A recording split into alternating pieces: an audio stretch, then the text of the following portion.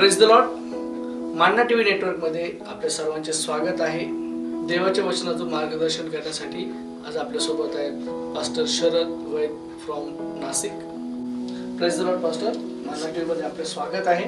आणि आज पवित्र शास्त्रातून आम्ही जाणून इच्छितो का मनुष्याला जीवन जगत असताना देवाची जाणीव कशी केली पाहिजे आणि कितपर्यंत देवाला सिरियस घेणं गरजेचं आहे. आपण पवित्र शास्त्रातून मार्गदर्शन करावे. Praise the lord. प्रभू येशू ख्रिस्ताच्या नावात तुमच्या सर्वांचे आभार. आणि येशू ख्रिस्ताच्या नावात मी विशेष करून आज मान्ना टीव्ही नेटवर्क यांचे देखील आभार मानतो. ब्रदर सचिन पवार आणि पास्टर विनोद तेजाय यांचे देखील आभार मानतो की संधी यांनी आम्हाला प्रभूचं वचन या माध्यमातून वाटण्याची दिली. आज मी तुमच्या पुढे एक विषय घेऊन येत आहे. त्या विषयाचं नाव आहे देवाविषयी असणारी जाणीव किंवा देवाची जाणीव. प्रियांनो, आम्हाला बघायला मिळतं जाणीव ही खूप महत्वाची गोष्ट आहे. या जगामध्ये जीवन जगत असताना आम्हाला प्रत्येक गोष्टीची जाणीव असते. परंतु लक्षात घ्या, प्रत्येक गोष्ट ही जी जगामध्ये आम्हाला दिसते ती आमच्या सोबत असेल असं नाही. परंतु एक गोष्ट आहे, एक व्यक्ती आहे जे आमच्या सोबत आहे. तिचं नाव आहे परमेश्वर, जिवंत प्रभू येशू ख्रिस्त. हा तुमच्या आणि आमच्या सोबत आहे. आज जाणीव ह्या विषयातून मी तुमच्या पुढे येत आहे. आज आम्हाला बघायला मिळतं प्रियांनो, देवाच्या वचनात लिहिलेलं आहे. आम्ही जर पाहिलं स्तोत्र संहिता 91 आणि त्याचं 14व्या वचनात म्हटलेलं आहे, माझ्यावर त्याचे प्रेम आहे म्हणून मी त्याला मुक्त करेन. त्याला माझ्या नावाची जाणीव आहे म्हणून मी त्याला उच्चस्थळी सुरक्षित ठेवीन. दाविदाविषयी परमेश्वराचं वचन आम्हाला या ठिकाणी बघायला मिळतं. स्तोत्र संहिता 91 मधून परमेश्वराचं वचन आम्हाला स्पष्ट काही गोष्टी या ठिकाणी सांगत आहे. महत्वाचं म्हणजे परमेश्वरावर असणारं प्रेम आणि दुसरं त्याच्याविषयी असणारी जाणीव ही आम्हाला कशा प्रकारे आशीर्वादित करू शकते. सर्वप्रथम जर आम्ही पाहिलं, प्रभूमध्ये मी येण्या अगोदर मला देव काय आहे हे व्यवस्थित माहिती नव्हतं. मला असं वाटायचं की कदाचित हा देव असेल, कदाचित तो देव असेल. असं करून करून माझ्या पुढे भरपूर देव उभे होते, भरपूर गोष्टी उभ्या होत्या, भरपूर समस्या देखील उभ्या होत्या. परंतु लक्षात घ्या प्रियांनो, महत्वाचं हे आहे की आम्हाला जिवंत देवाची ओळख होणं आणि जिवंत देवाची ओळख झाल्यानंतर त्याच्याविषयी जाणीव असणं ही खूप महत्वाची गोष्ट आहे. यामध्येच मला प्रभू येशू ख्रिस्त, मी एका विधर्मी परिवारातून असताना मला कळाला, एका ब्राह्मण परिवारातून असताना मला कळाला, एका पंडिताय घराण्यातून मी प्रभूकडे आलेलो आहे. आणि म्हणूनच सांगायचं उद्दिष्ट आहे की आज या वचनाला जे मी तुमच्या समोर घेऊन आलेलो आहे, या वचनाचा एक अर्थ आहे. हे वचन मी असंच काढलं नाही, तर प्रभूने दिलं. हे वचन, हा विषय आज मला प्रभूने तुमच्या सोबत वाटण्यासाठी दिला. त्याबद्दल मी देवाला गौरव देतो. आणि विशेष आज मी या ठिकाणी प्रार्थनेने या वचनाची सुरुवात करतो. स्वर्गीय महान गौरवशाली पित्या, येशू प्रभूच्या नावात आम्ही तुला धन्यवाद देतो. मान्ना नेटवर्क प्रभू, ह्यामधून, या टीव्ही नेटवर्क मधून प्रभू तुझं वचन वाटण्याची तू ही संधी आम्हाला दिली. आम्ही तुझे आभार मानतो. विशेष देवा, तुझ्याविषयीची जाणीव हा जो विषय आहे तो तू आम्हाला दिला. आम्ही तुझे आभार मानतो. जे कोणी आज प्रभू ह्या चॅनलला पाहत आहे, जे कोणी आज प्रभू ह्या टीव्ही माध्यमातून पाहत आहे, प्रभू मी प्रार्थना करतो त्या सर्वांना तुझ्या या वचनाद्वारे आशीर्वादित कर आणि तुझ्याविषयी असणारी जाणीव प्रत्येकाच्या मनात तू निर्माण कर. प्रभू तुझी कृपा प्रत्येकावर होऊ दे. तुला धन्यवाद असो. आज प्रभू परमेश्वरा, या माध्यमातून तू मला इथपर्यंत घेऊन आलास. येशू प्रभूच्या द्वारे मागतो म्हणून तो आहे. आमेन. देवा, च्या नावाला सर्व गौरव असो की प्रभूने आपल्याला ही वेळ दिली. विशेष आज मी हा जो विषय तुमच्या समोर सर्वप्रथम मांडला, याची पार्श्वभूमी अशी आहे की देवाचं वचन आम्हाला सांगतं की आम्हाला देवाच्या वचनाविषयीची जाणीव असणं खूप गरजेचे आहे. आम्हाला देवाविषयीची जाणीव असणं खूप गरजेचे आहे.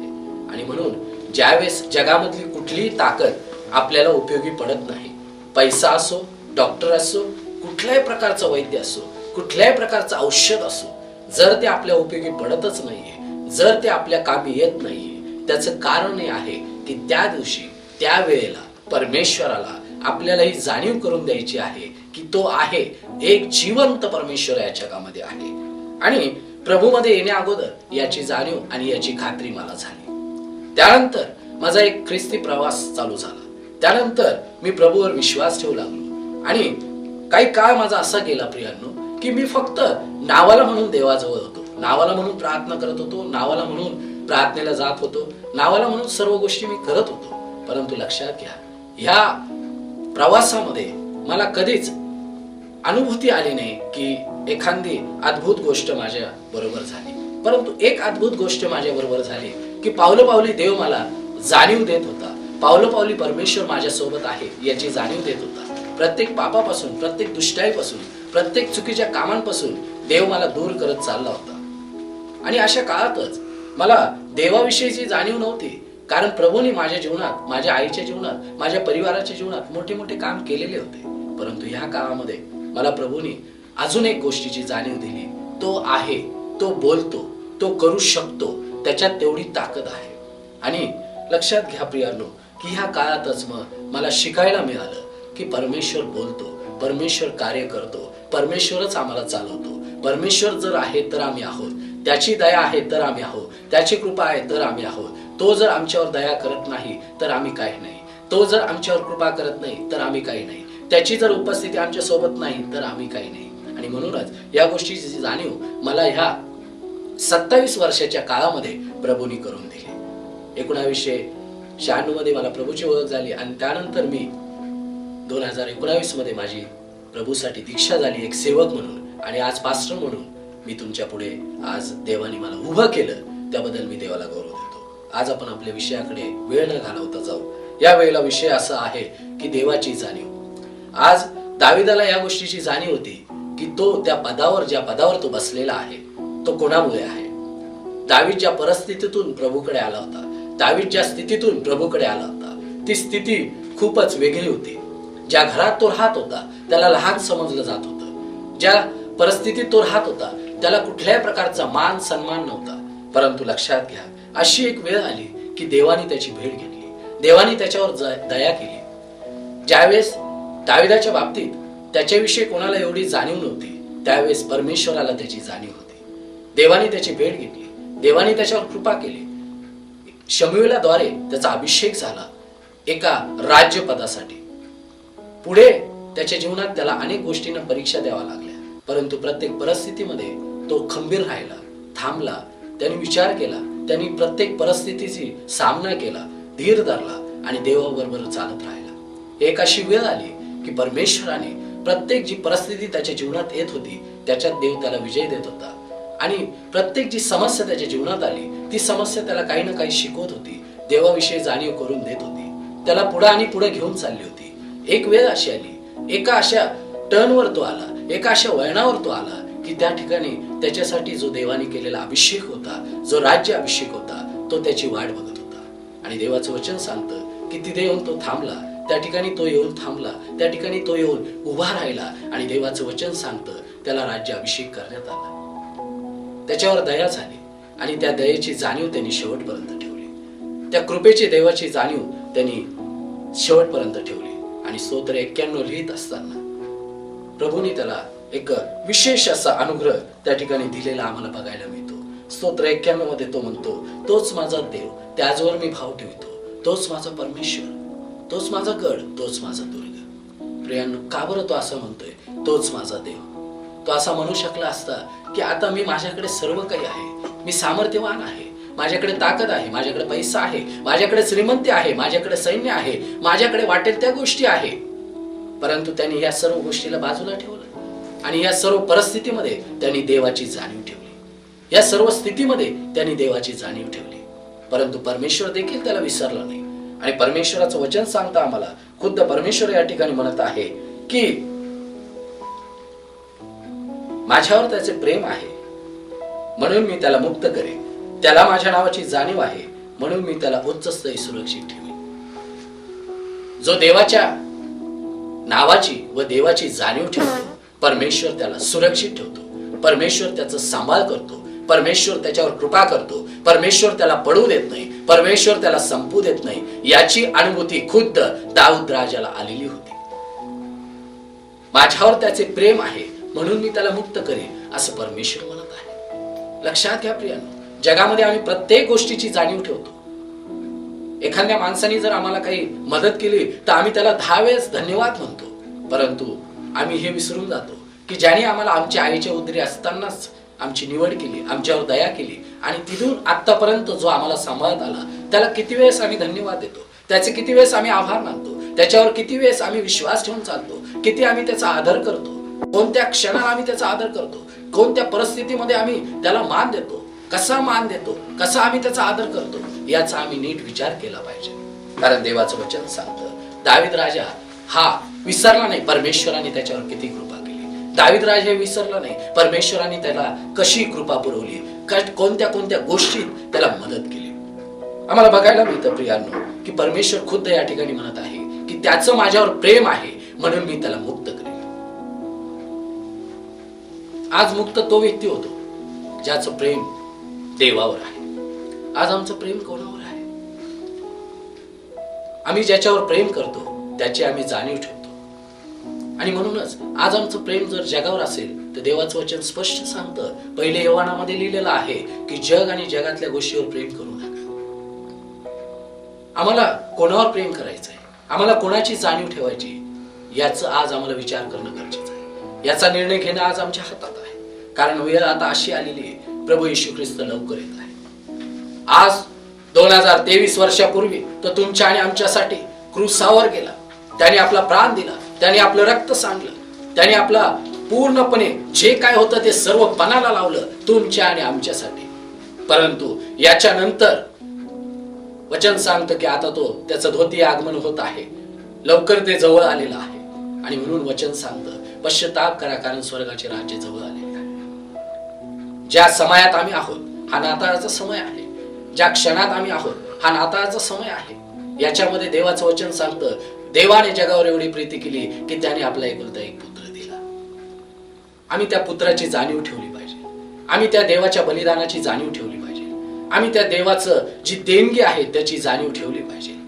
परमेश्वराने स्वतःचा एकुलता एक पुत्र स्वतःसाठी न राखून ठेवता तो तुमच्या आणि आमच्यासाठी दिला, यासाठी की आम्ही वाचावं, यासाठी की आम्ही घडावं, यासाठी की आम्ही बनावं, यासाठी की आमच्यावर कृपा व्हावी, यासाठी की आमच्या पापांची क्षमा व्हावी. प्रत्येक ग्रंथ, प्रत्येक वेद पुराण काय असेल या सर्व गोष्टी आज आम्हाला असं सांगतात, एक असा येणार जो मोक्ष देणार. परंतु पवित्र शास्त्र हे स्पष्ट सांगतं एक असा आला त्यांनी मोक्ष दिला, त्याचं नाव आहे प्रभू येशू ख्रिस्त. तो तुमच्या आणि आमच्यासाठी या जगात येऊन क्रूसावर गेलेला आहे. आणि म्हणूनच ज्याने ती प्रीती समजली, ज्याला ती प्रीती कळाली, ज्याला ते प्रेम कळालं, प्रियानो लक्षात ठेवा त्या प्रेमापासून ती व्यक्ती, तो माणूस, ती स्त्री कधी लांब जाऊ शकत नाही, ते त्याला कधी सोडू शकत नाही ज्याला देवाचं प्रेम कळालं.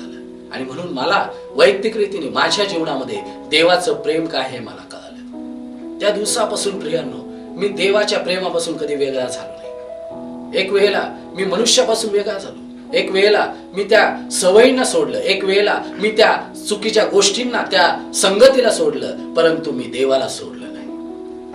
आणि म्हणूनच ही परिस्थिती काय आहे, आज आपली परिस्थिती काय आहे, आपण देवाला ओळखणारे आहोत तर काय आपल्या मनात देवाविषयी जाणीव आहे का?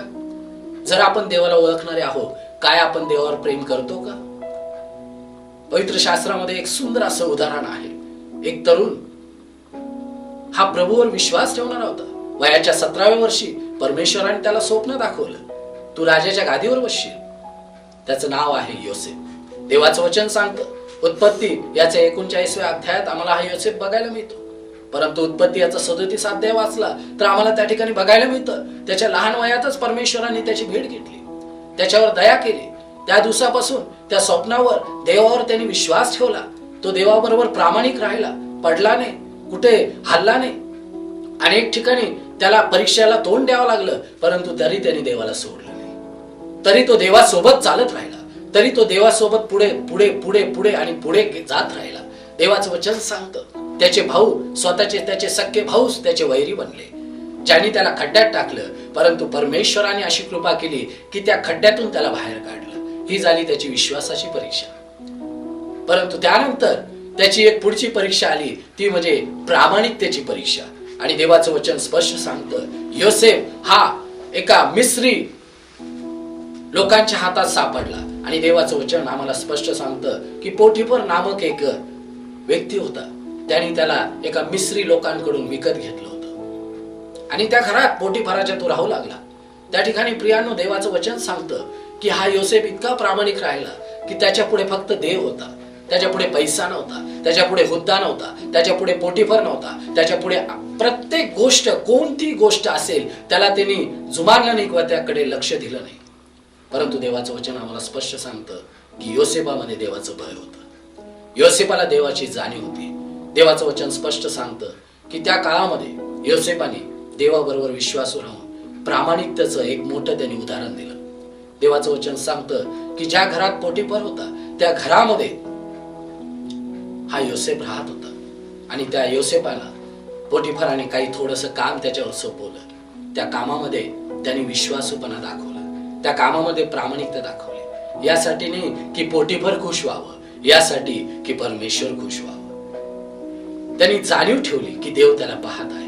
एक एक काम तो करत गेला, एका एका कामामध्ये त्याला यश देव देत गेला.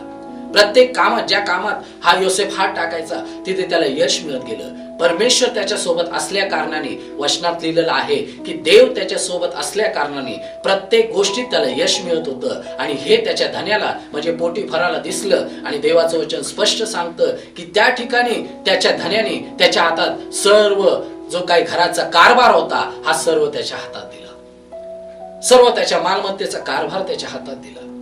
परंतु ह्या काळामध्ये योसेफाने कधी त्याच्या मालकाचा विश्वास तोडला नाही व देवाचाही विश्वास तोडला नाही. या दोन्ही काळामध्ये प्रियांनो लक्षात ठेवा, दोन व्यक्तीचा त्यांनी जाणीव ठेवली. पहिले तर परमेश्वर आणि दुसरा म्हणजे पोटिफर. देवाचं वचन सांगतं की ही प्रामाणिकतेची त्याची परीक्षा जी होती त्याच्यात तो खरा ठरला. आणि पुढची एक परीक्षा त्याच्या जीवनात आली होती,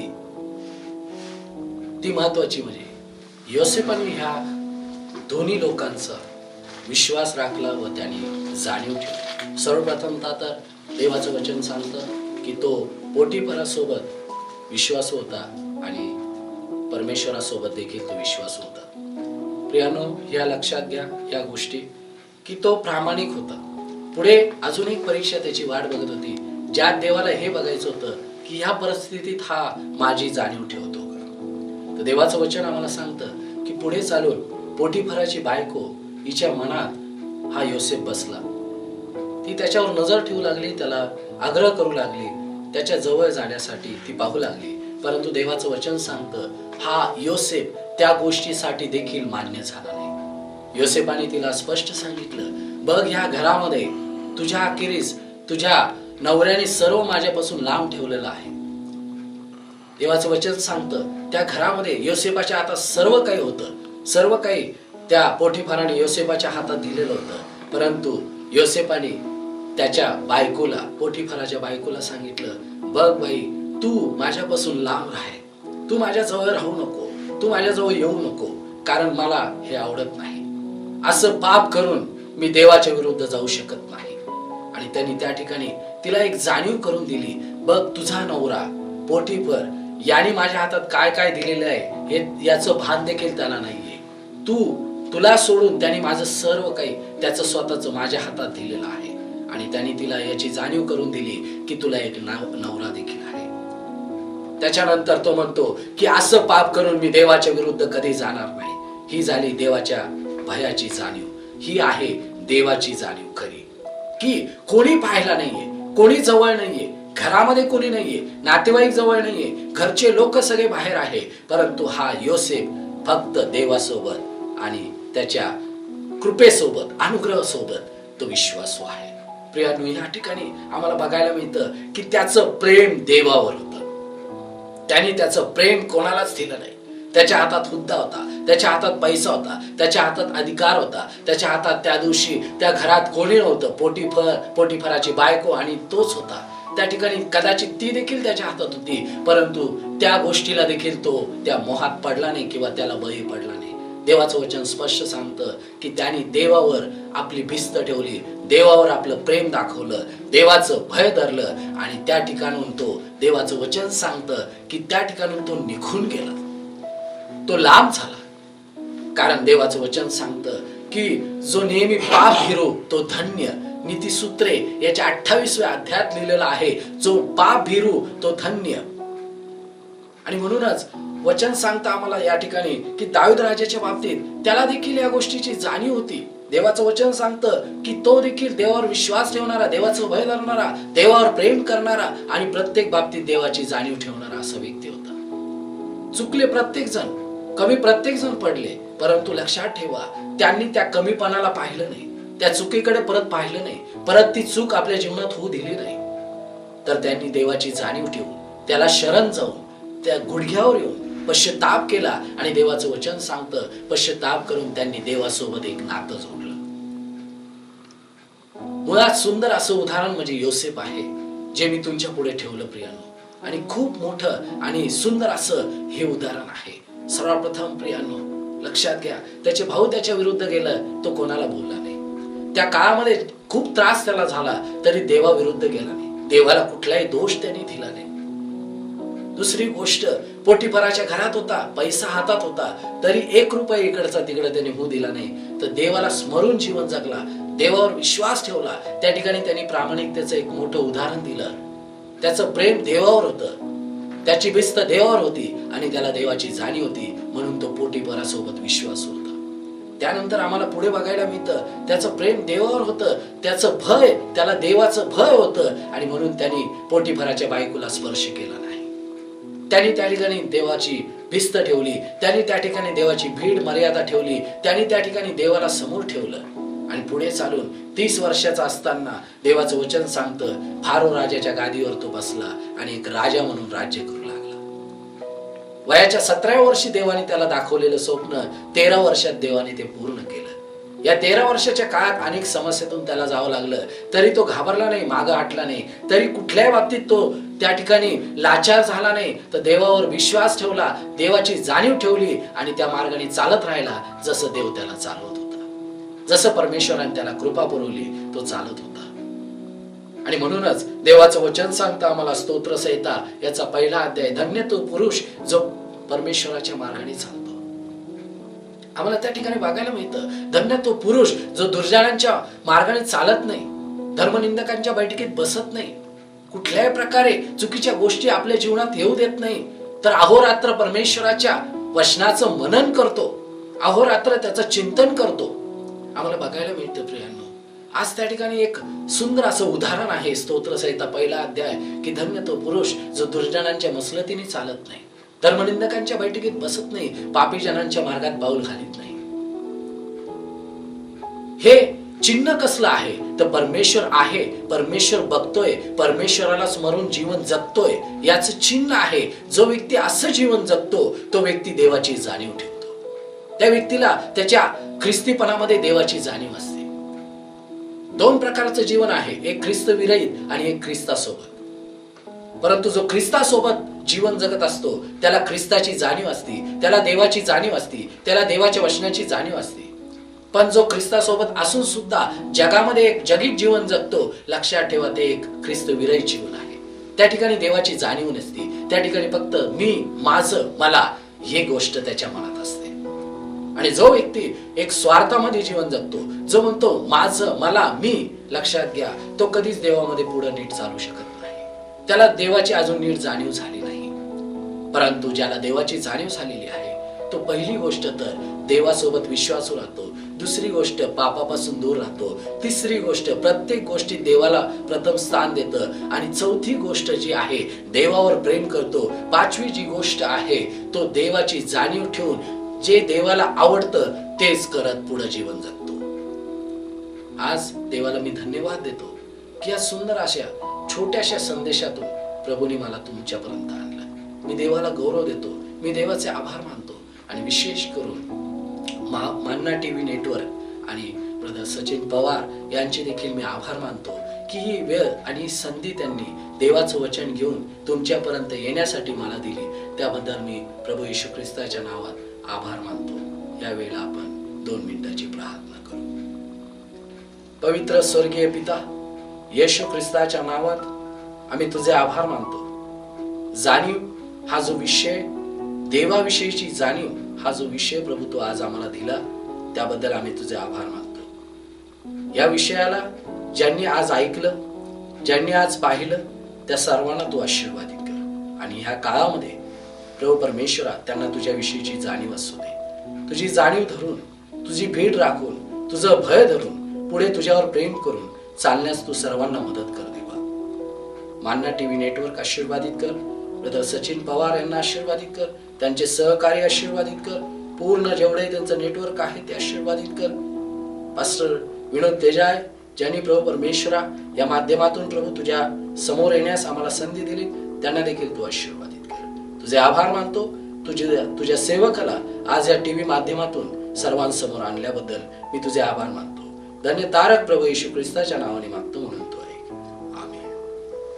Joel group media partner, glory TV network, Manna TV network, crime network आणि स्टार नेटवर्क.